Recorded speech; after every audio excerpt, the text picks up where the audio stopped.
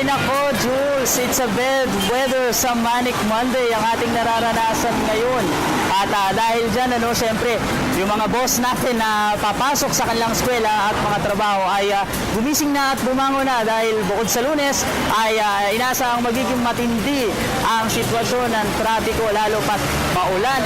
Medyo umaambon-ambon, hindi naman umuulan pero medyo umaambon-ambon at hindi na rin gaano nakaka-apekto sa atin yung ilang weather system ng mga lumipas na araw. Silipin na natin ang sitwasyon dito sa Espanya Boulevard at nakikita nyo naman yung mga papunta ng Maynila westbound.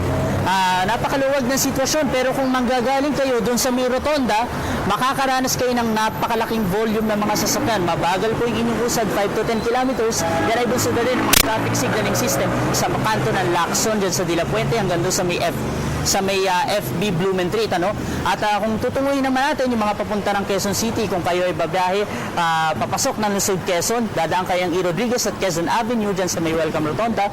Napakaluwag pa naman ng sitwasyon hanggang sa mga oras na ito. Magandang balita sa mga babiyahe natin dyan, sa mga estudyante natin na pupunta dito sa U-Belt or at the same time papasok sa kanila mga opisina at trabaho dyan sa Quezon City.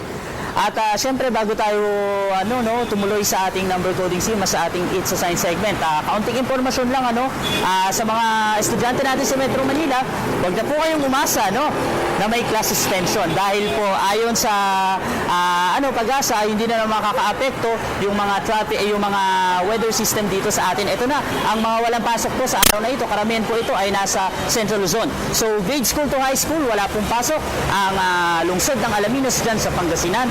Gayun na rin, yung all levels po ito, wala pong pasok. Ngayong July 11, 2016, ito ang mga all levels na wala pasok: Bataan, Subic Zambales, Iba Zambales, at syempre Olongapo City.